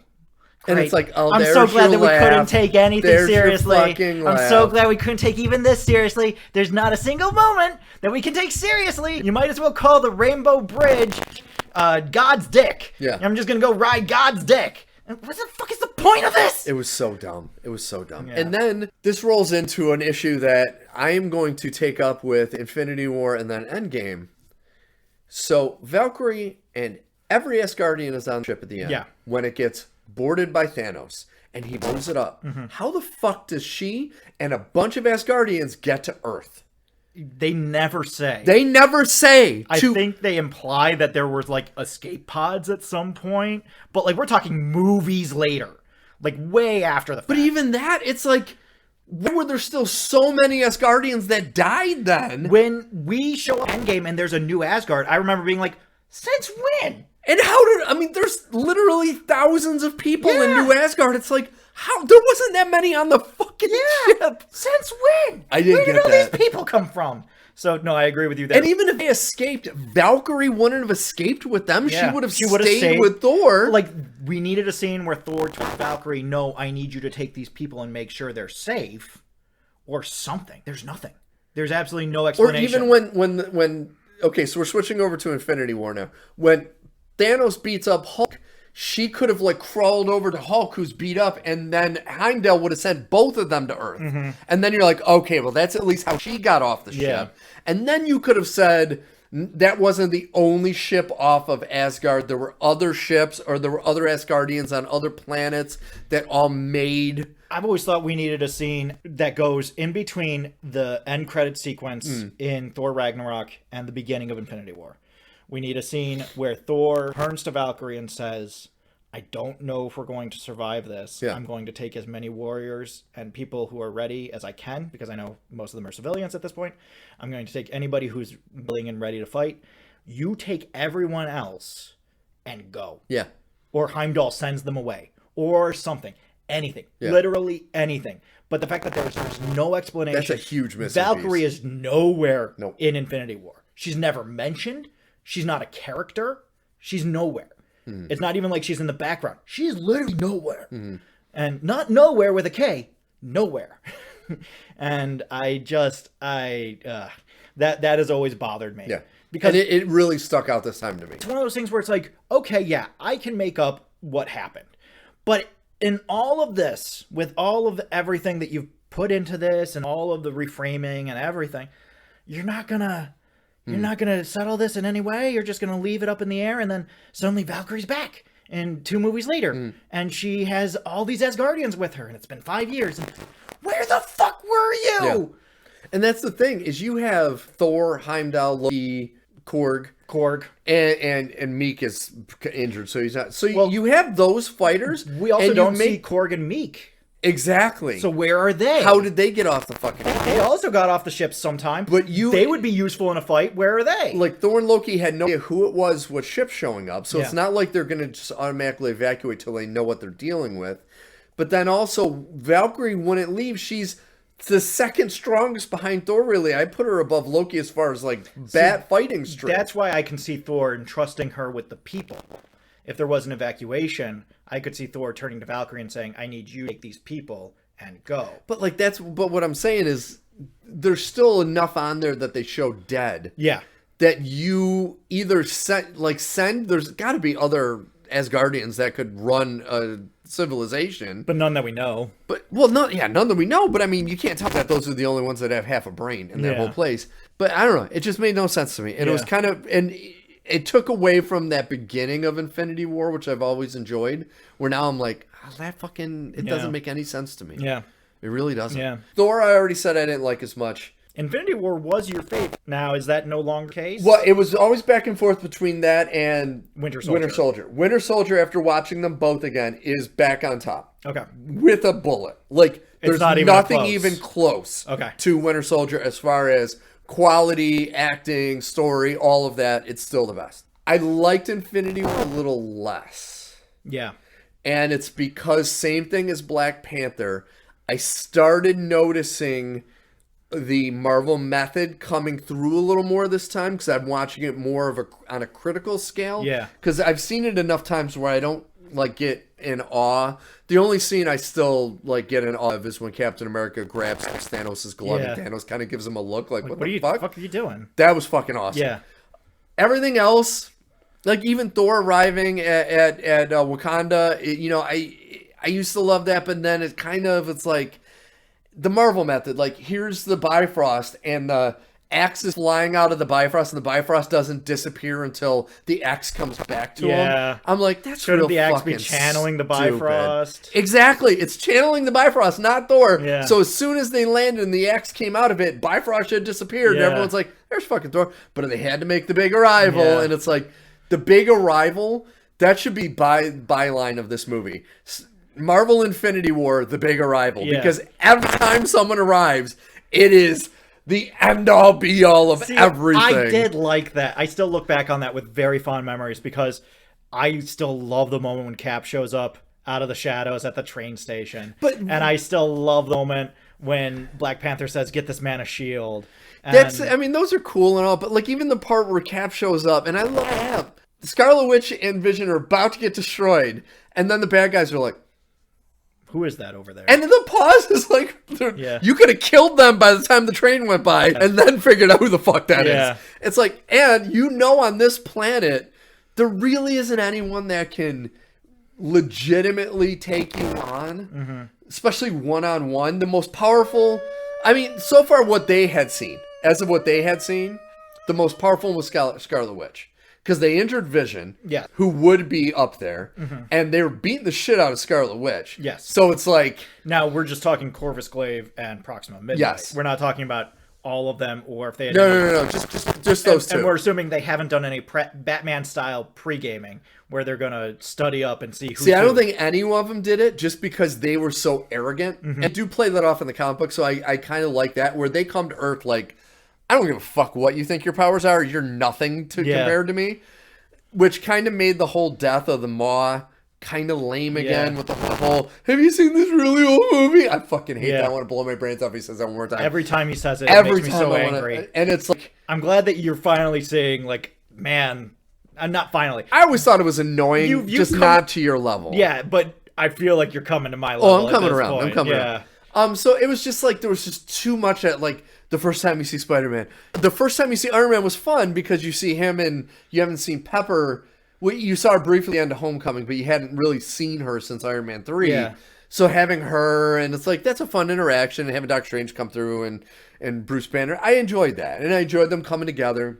I did kind of take a little bit of a side to the nonchalantness of Tony when they're first explaining to him Thanos and all that, and the Infinity Stones. It's like, the whole part of 3 is him coming to grips with the depth of everything that he doesn't know about. Yeah. And here they're telling him about these universe-destroying stones, and he's like, let's just throw them away. And I was like, I don't think Tony would have done that. Especially with how scared he was in Age of Ultron and in Iron Man 3. Exactly. Of this extraplanar threat. Exactly. Beyond anything that they could do. And knowing that Thanos already has 3 stones, and he's literally the most powerful being in the universe, and he's kind of... We can't put him down the garbage disposal? Yeah, that was like, I didn't love that. Like, I'm like, I know you're trying to keep playing off his character as a wisecrack. This should be something that he takes seriously the whole time. He does take shit seriously in the comic books, but he doesn't in this fucking movie. He stops joking. That's how you know he's serious.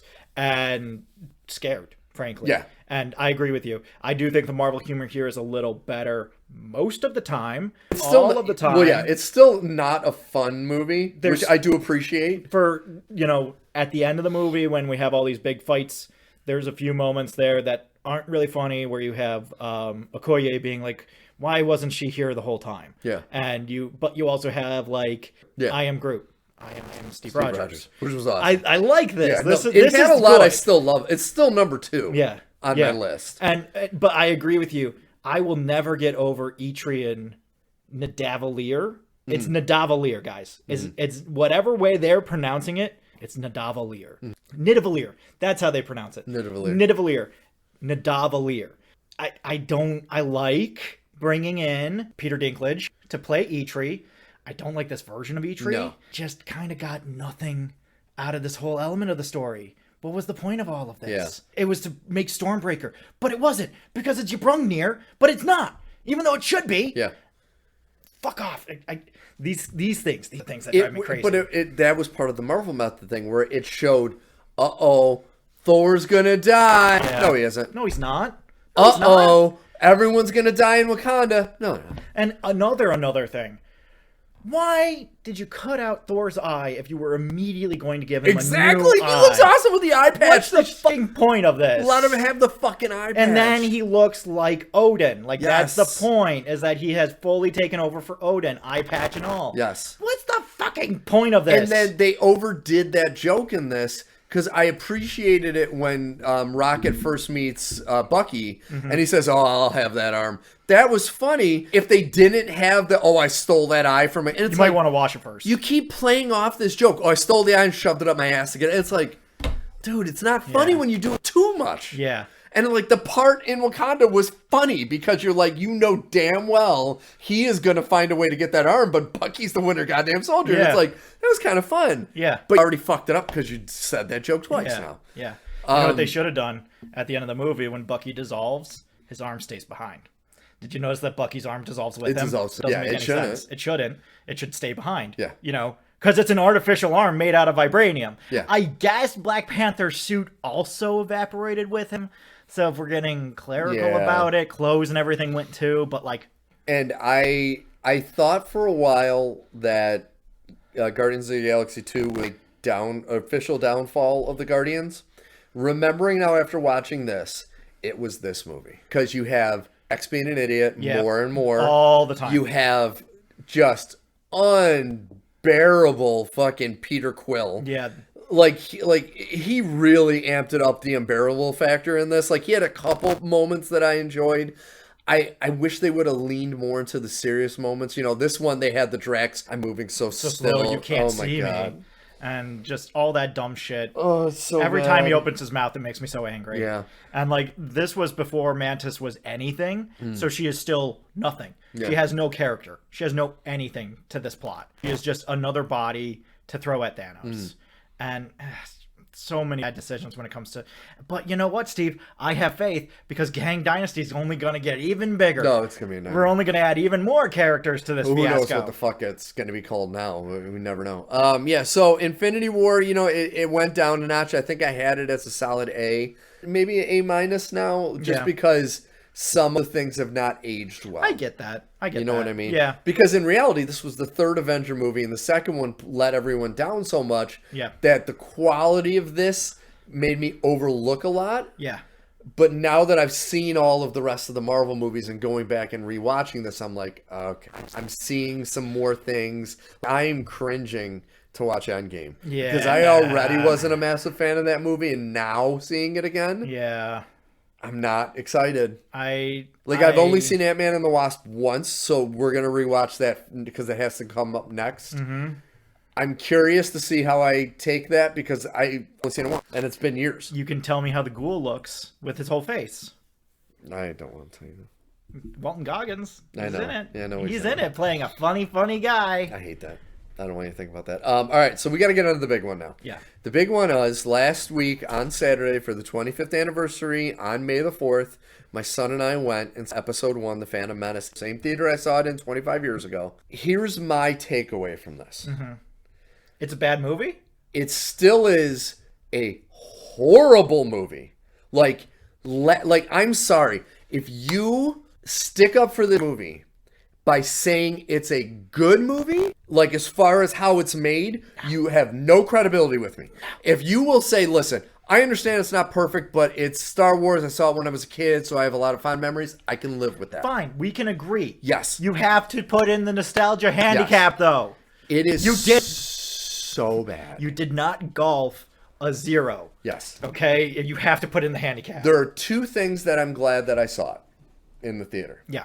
One, pod racer scene on the big screen, still thrilling. Yeah. I remember the 2 times I saw it in the theater, when it first came out, I thought, holy shit, seeing that scene on the big screen, that is the only part of the movie where I'm like, I really fucking enjoy that part. It's so well done. It looks better because it wasn't a digital print. It was the original film print. stock. It was film stock. And you can tell because it has a graininess to it that actually helped it. Because I think part of the problem with Phantom Menace on 4K on a TV is it looks so clean and too clean, and that brings out a lot of the issues with the CGI, to where having it a little grainy and it was a little darker because of that, it kind of softened some of the special effects that it wasn't as jarring. And this also was before everything was digitized. Yes. There's still a lot of practical effects put together in a computer. Yes. But like the one that I always go back to is the waterfalls in Naboo are still made out of salt. Yep. So like it's not all Sims and stuff. There is actual filmmaking being here, and then it's all read into a computer, and then the computer puts it all together, and then George Lucas says, I did it!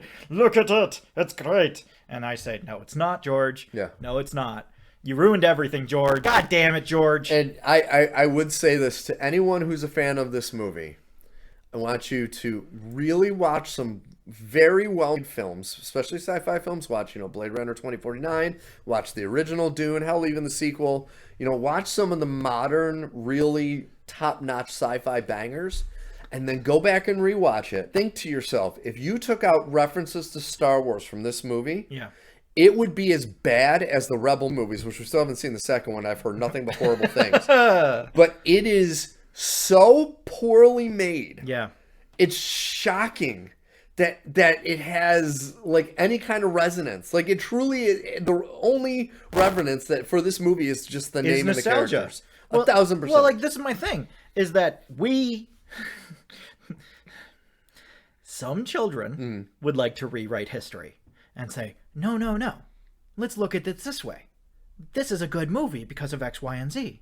And also, I was 5 when I saw it, and so I really like it, and I would like you to not pick on it anymore. And then there's the rest of us. We've talked about this on the show before. I'm going to talk about it again, because if you haven't seen it, you got to see it. The People versus George Lucas. Please. Please see this documentary. Great documentary. Please see this documentary. One of the best documentaries. Because it goes through the whole of the actual story.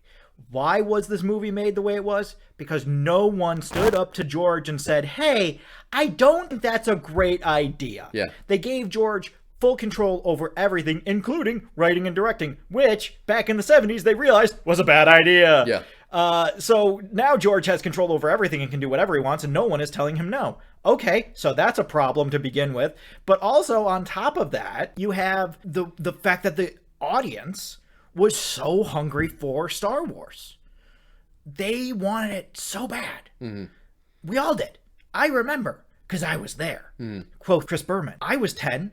I wanted to see it. I was so excited to see Star Wars in the theater. I was so happy. I enjoyed watching it. I still remember the moment when the long time ago in a galaxy far, far away came up and people got really quiet, and then the big bah, it came in, and people raising lightsabers and cheering and so much excitement.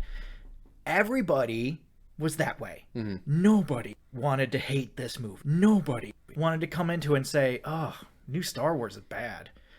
Everybody wanted to say, no, it's good. And then we spent 20 years studying it. No, it's bad. Yeah. It's bad. I mean, and even back then I wasn't a Star Wars fan, and I saw it 2 weekends in a row just because I'm like, I want to like this. Yeah. And I've given it every opportunity, and it is so fucking atrocious. To me, it always comes back to people who argue, because when you said the pod race, right? The other scene that people are like, oh, you know what's all really good and people don't give it credit for? Duel of Fates. The fight between Darth Maul and Obi-Wan and Qui-Gon. Here's the thing. If you look at that, and you look at where anybody's swinging, nobody would get hurt in the entire fight. Yeah. Because the entire thing is so rehearsed and orchestrated in such a way so that you can tell none of these blows would hit. Yeah. And it looks cool. It seems cool. The music makes it feel cool. But if you actually break the thing down, all of it is stupid and pointless. And once again, the whole scene starts with my least favorite part of the movie. It's they come face to face with Darth Maul, and there's 20 people with blasters. And two Jedis. A bunch of jets. Don't forget, there's a bunch of jets. And they could have just shot him. Yeah. And everyone would walk away. And they're like, no, we're going to take out our lights. He didn't have his lightsaber out. He couldn't have opened it up in time to stop all the laser blasts. Well, it's then like, you jump out of the way, and then you do fun, cool acrobatics. Yeah, and then you slice a bunch of kids in half. But at least make a point of like, dude, shoot the fucking guy.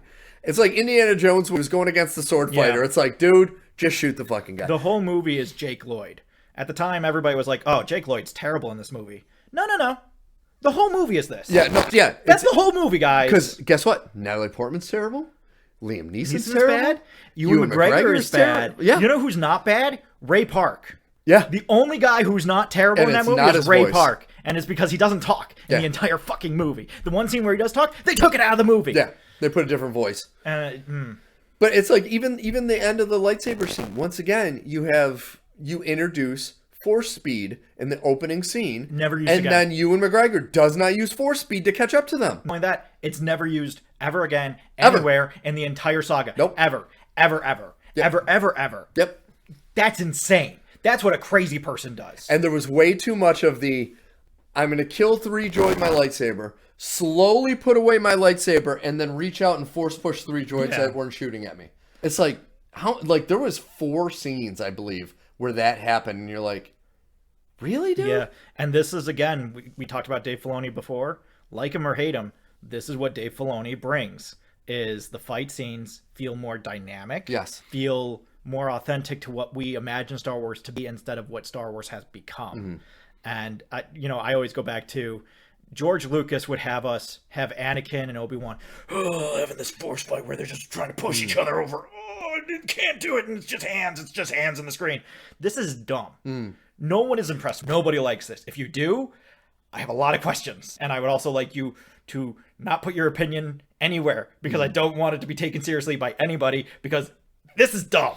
This is palpably dumb. You look at some of the more modern, like I remember Star Wars Rebels. For as many problems as I had with some of the elements of that show, the fights in that show were really good. Ahsoka kind of hit and miss. Yeah, they had some moments. They had some moments, but again, what's the thing that breaks it? Changing how the Force works. Yes. Whenever you change it, it never goes well. We know, we knew for 20 years how the Force worked. We knew. And then midichlorians. One guy came in and was like, hey, hang on a second. And now it doesn't matter. Anything can be the Force. And it's so dumb. It's worse than Superman rules. Oh, yeah. And it's just, why is this a thing? It's so dumb. It was frustrating. Like, you once again, it's not by far the first time we've seen this movie dozens of times. Yeah. It's just, it's frustrating every time you see it, because you're like, this could have been such this was an opportunity for George Lucas to really do a bang-up job, and he just fucked it up so bad. I'm trying to think of like a young action movie. If you had like, not the Wachowskis because they weren't well known enough, but if you had like a John Woo or somebody who can direct action, who's doing the actual directing, and then you have someone who's doing the actual writing for the thing. At that point, it probably would have been like Joss Whedon or somebody. I feel like you could resurrect this because, again, when I was a kid, the Clone Wars was the thing we kept on hearing about, and it was so exciting. It was just an exciting idea. And then it's like, oh, they're going to do the Clone Wars. Oh, this is going to be fucking... No! Somehow it's bad. Why is it bad? Guys, why is it bad? I don't get it. This is a great idea, and it's bad. How did you do it? You got to tell me. I don't get it. Yeah. So that was my adventure with that. All right, we got to move on. So, we are finally going to be doing our review. The Devil Will Not Wait Any Longer. Hell no. Late Night with the Devil. This is a movie that came out this year. Just recently. Yeah, pretty recently. Weeks ago. It stars David Dastmalchian from Suicide Squad fame, Polka Dot Man. You've seen him in Last Voyage of the Demeter, Batman. I was going to say, The Dark might Knight. Recognize him in The Dark Knight very early on as Rachel Dawes, quote unquote. Yes. He's in a lot. He's made a lot of movies where he was the secondary character, and he usually plays either the mentally off guy or the guy who's kind of rough and tumble. Yeah. Where here he plays a talk show host who is going against Johnny Carson's Tonight Show in the 70s. And he starts out strong, and then it really takes a dip, and so he decides to change his ratings. Yeah. By on Halloween night in 1977, decides to do a live show. Well, so it's a lead up. There's a run up to it because he's doing pretty well, and then he decides that the way to get his show more acclaim is to do really like gotcha journalism things. So like it's the middle of the Vietnam War, so you have a hippie and a Marine on the stage together, and you have him. So he's like the first Jerry Springer. Exactly. Kind of. It becomes more about, it's not about making a good show anymore. It's about making a show that people will kind of watch cringily through fingers with a sense of sickness to them. Like the lowest form of entertainment. But he's trying to be legitimate in how he's doing all of this. And so even though it's kind of a hokey thing, he's trying to be legitimate in all of this. And also he might be part of an occult club. We don't know, maybe.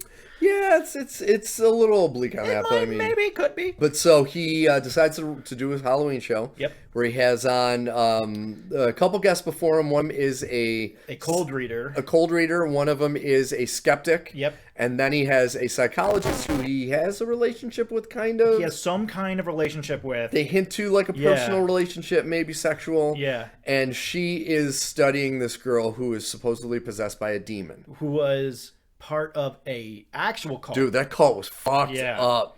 See, this is what I love about this movie, is that usually when you hear the term found footage film, you're like, ugh.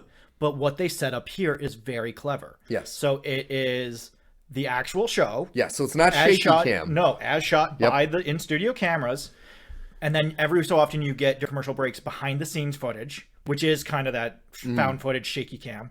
But when you have interstitials like that cult, it's done as a news broadcast. Yes. And it's so smart. It's really fucking and good. how they do all of those things. Even the beginning, when they're setting up the entire basis of the show, it's there's narration comes over and is describing who Jack Delroy is, where he came from, what he's trying to do. He's part of this weird called the Grove, which might just be a summer camp for wealthy men. It might be something more nefarious. It's hard to say what it is. He has a wife. His wife mysteriously died extremely bad cancer. voracious cancer. Yeah. everything just starts going downhill for Jack after that. Yeah. I loved about the filmmaking portion of it is they kind of have a narration in the beginning, kind of explaining kind of the background of the show, and then they go into the show. And what I love is it's color, and the colors are slightly washed like it was in the 70s, the way the TV showed it. And the aspect ratio goes to a typical television set. Yeah. But then when they go to commercial and the behind the scenes is in black and white, and then it goes to widescreen. Yeah. So it does give you that break. And then, so you're understanding where you are. And towards the end, there's a real twist where that was the moment. I'm not going to say what happens. But when shit really hits the fan, that was the moment I was like, oh shit. Like you sit up straight. You're like, whoa. Yeah. Everything looks different. It's trippy as fuck. Yeah, the ending is so crazy. Oh, it's insane. And when things really start deteriorating. But I love that it almost has kind of a languid pace at the beginning where you're given all these pieces of information. You're like, wow, okay, a lot's going on. And then you kind of sit into the show and you get the monologue is a nightly news monologue, which includes silly references to Billy Carter and all this other stuff, Billy Beer. And then you get this cold reading bit, and the cold reading bit feels like it goes on a long time. See, but that's what I loved about this movie. That's the point. Is the build-up. That's the point of it. And what I appreciated, what they did with Christo, who is the medium, they make him out to be a charlatan.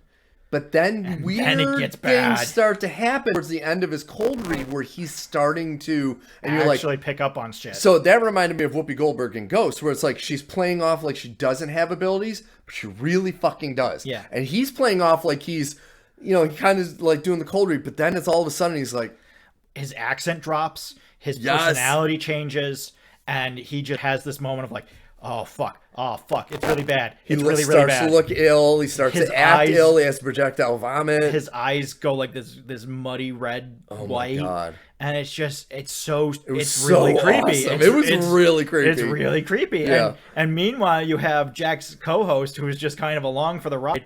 And every once in a while, the camera will cut to him and he'll be very upset about what's happening. I love the shots, especially like, I think it's after everything that happens with Christu. I don't want to spoil anything that happens with Christu. After everything that happens with Christu, when Gus comes over to him and is like, we got to talk.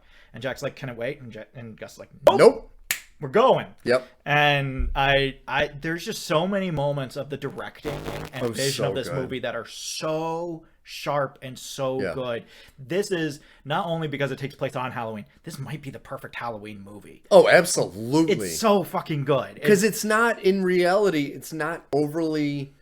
Like, there's only one real scene of, like, gore. Of actual gore. And it's not over the top. No. It's kind of mild. I mean, it's gruesome, but it's kind of mild. Well, it's like we hop through all these different horror tropes. So you have the ghost and the medium. And the medium having issues because there's a vengeful ghost. And then you have the body horror with the worms. And then you have the Exorcist-style possession. And it's like, we're just going to go through and hit these tropes. But we're going to do them in this way that is both authentic to the trope. It's not like an Edgar Wright where we're going to take the trope and make a twist on it. It's like, no, this is just the trope.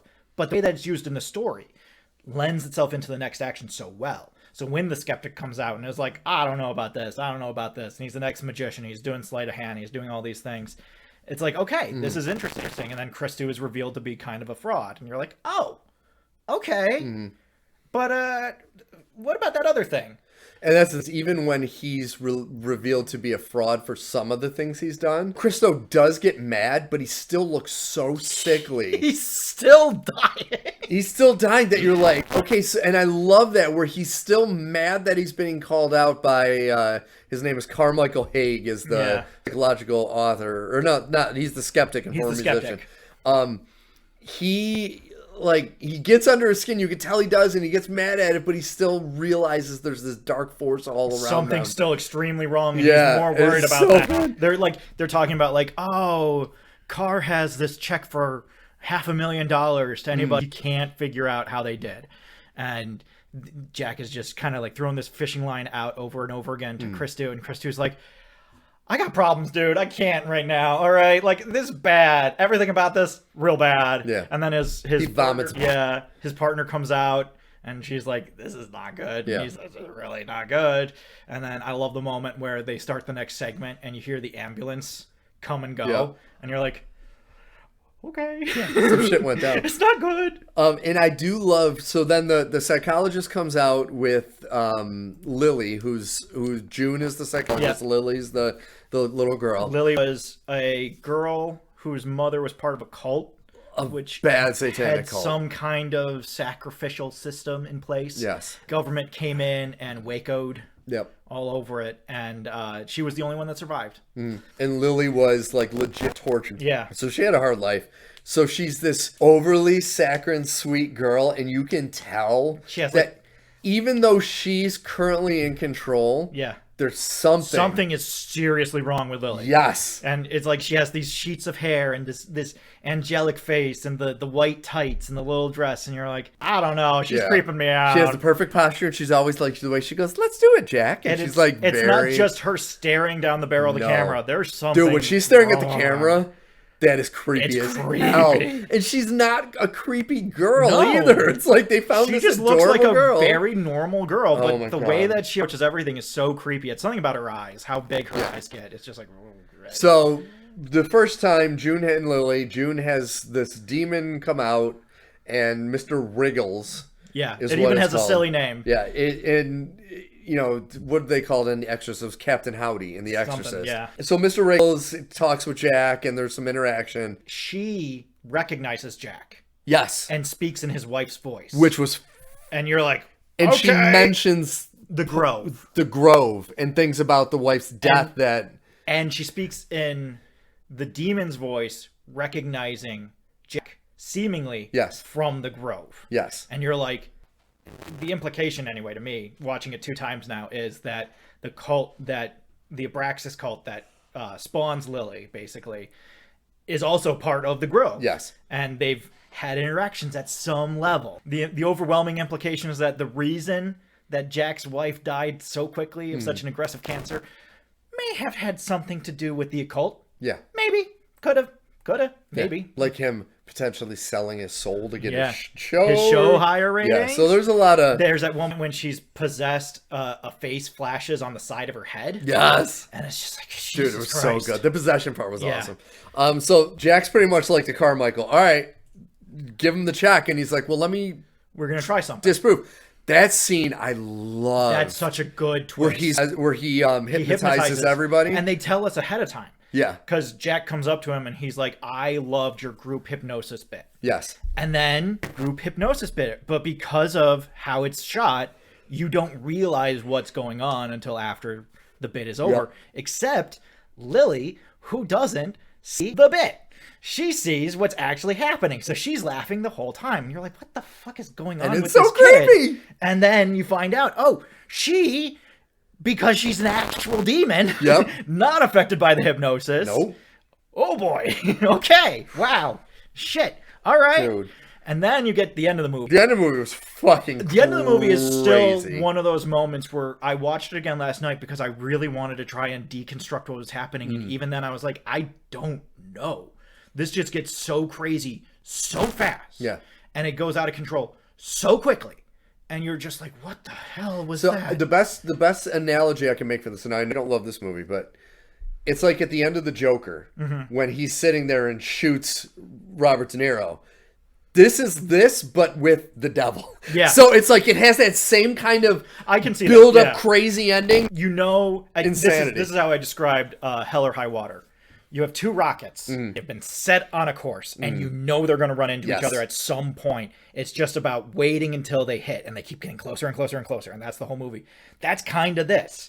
You have these 2 points. You have Jack and the devil, and you know they're going to hit at some point. And they put the MacGuffin in there early of the knife. Yeah. That they use for sacrifices. And it just keeps on showing up. And Jack showing doesn't up. even remember that he's holding it. Yes. And it's just like, okay. This is going to play a part. And it's the SAG knife. Yes. We have the SAG knife and a non-SAG knife. Okay. All right. Dude, What's happening? Dude, so good. And like the one that kept on getting me was the stage director talking to the guys in the actual room where they're recording everything and being like, I don't know what you're seeing. Everything looks fine. What are they seeing? Because we don't see it. When we're watching the movie, there's not like some weird shadow that moves around. Every once in a while, the screen flickers and stuff happens like that. in moments where it makes sense, but there's not like something, or if there is, I didn't see it. I looked so hard. I did not see anything looming, but they keep on talking about how the guys in the booth can see something's wrong on screen. Something is not coming through right. And the stage manager is just like, I don't know what you want me to tell you, dude. Everything looks fine from down here. And then you have the possession scene where he forgets that he's the stage manager. He's like, oh yeah, remember where you...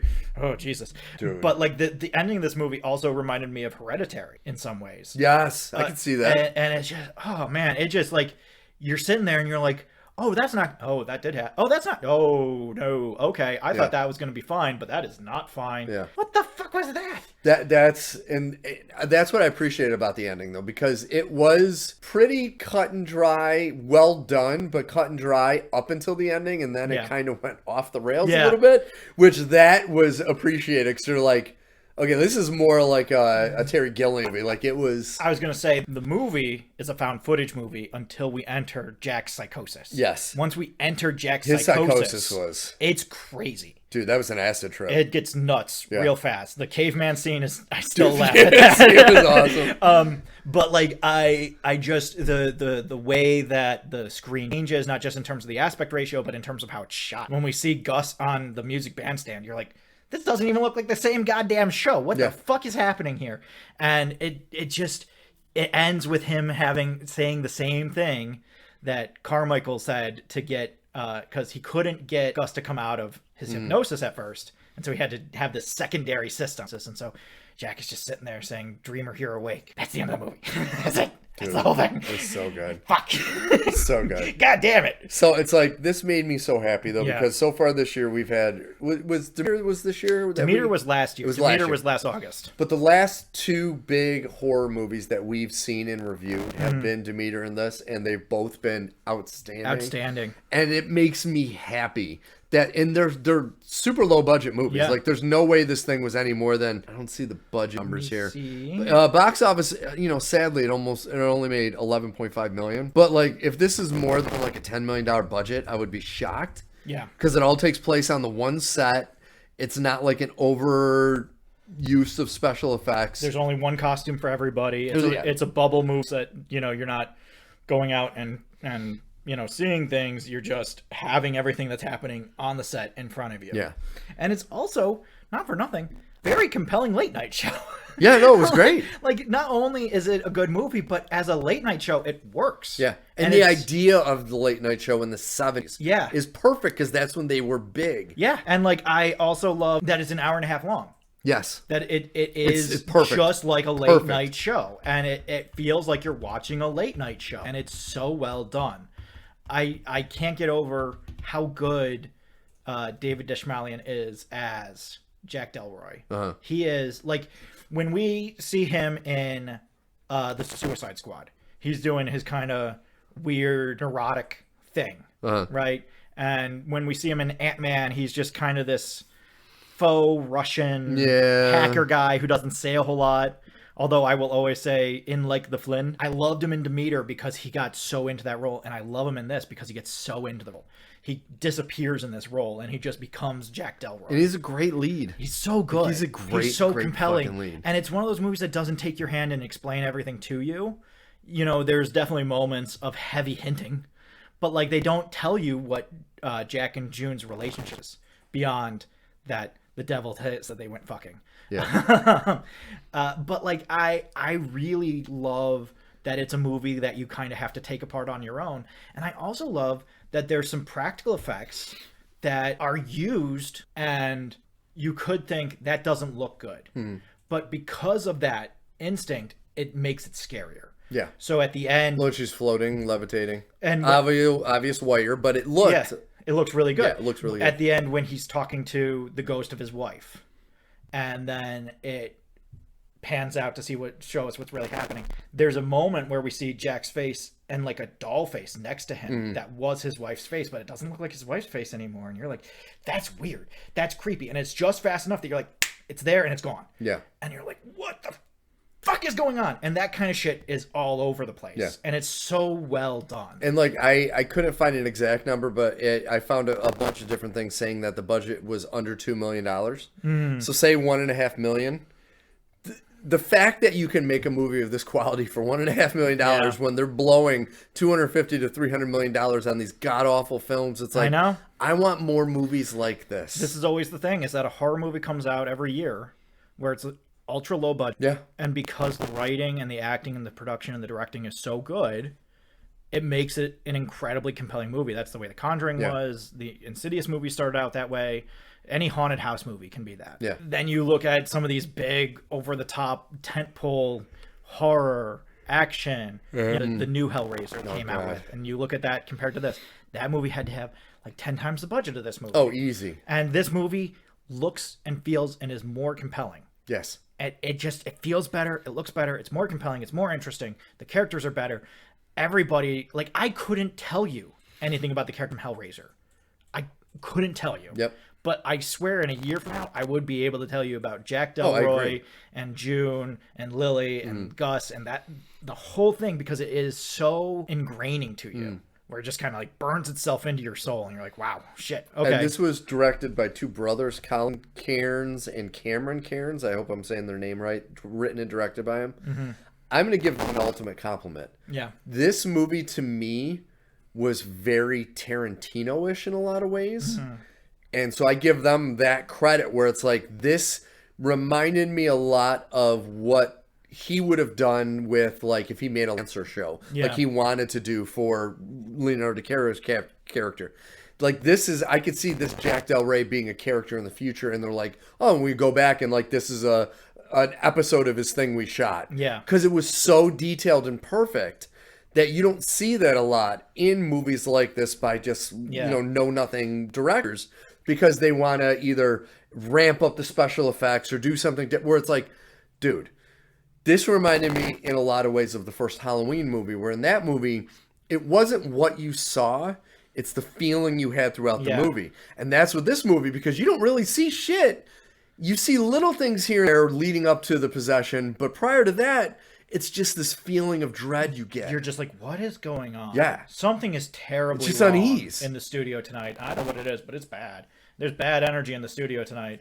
And it reminds me, going off of Halloween, it's like when they have the shots of Michael Myers standing outside the house. Yes. Not like, we don't see Michael's face. We see Michael from the back staring at the house from the babysitter's other house. Yes. So you're looking down the street and you see him outside the house, and you're like, that's terrifying. Yeah, That's absolutely. as opposed to Michael pinning a teenager to the wall with a knife. Yeah. Or did he have phone sex in that one? I don't remember. No, she was on the phone.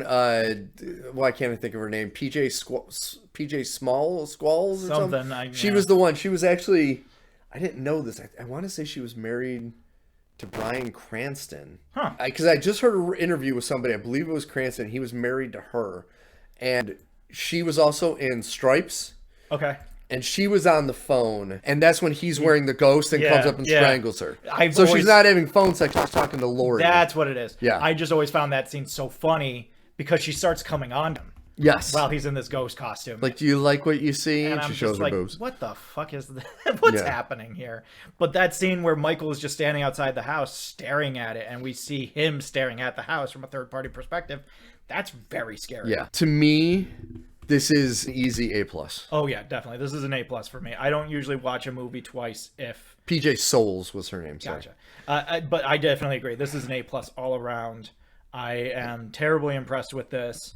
I tremendously enjoyed it. I plan on watching it a third time later this year for Halloween.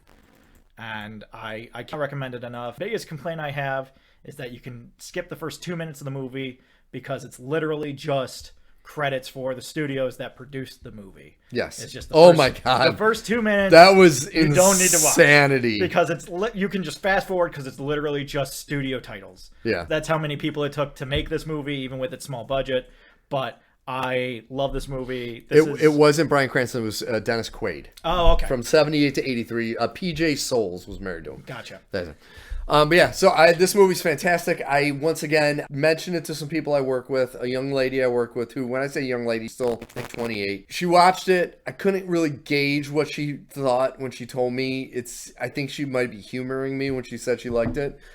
This is movies for people. This movie is specifically for people who can watch a movie for the movie making Yes. itself, not for just the fast flashiness. Like, if you're somebody that was like head over heels over the last Fast and the Furious, you're not going to like this movie. Well, it's like I said, it has an almost languid pace at times. Yes.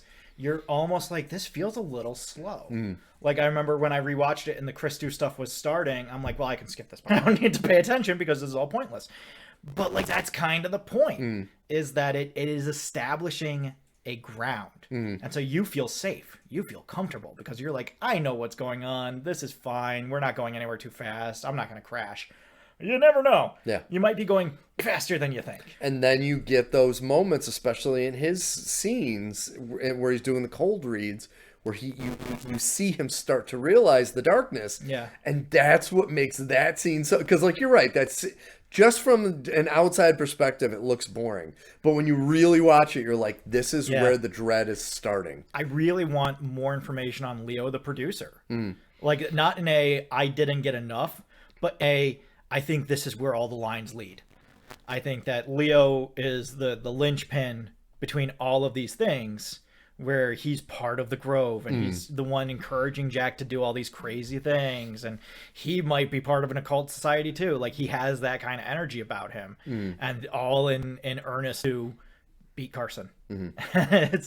I really like the movie. I would highly recommend it, especially if you like horror movies. Definitely check this one out. And like you said, this is now the new Halloween movie to watch. Yeah, it's so great. Like, this is one it's a perfect Halloween movie. Absolutely, it literally takes place on Halloween. If you watch it Halloween night, it's like you're watching Colbert on Halloween night. But it's so good. It's so good.